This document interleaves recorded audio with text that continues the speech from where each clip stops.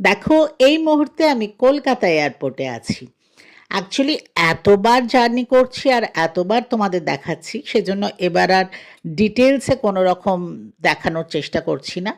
Just তোমাদের inform করছি যে আমি কলকাতা এয়ারপোর্টে এসে গেছি, কারণ আজকে এই মুহূর্তে আমি মুম্বাই ফিরে যাচ্ছি।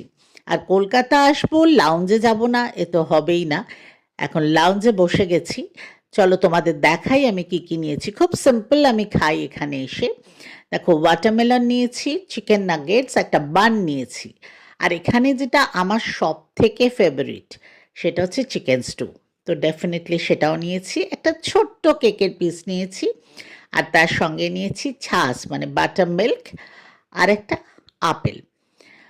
এখানে না, মানে ভীষণ ভালো লাগে আমার লাউঞ্জে আসতে, যদিও ভিড় থাকে, বেশ ভালো ভিড় থাকে, অনেক সময় বসার জায়গাও পাওয়া যায় না।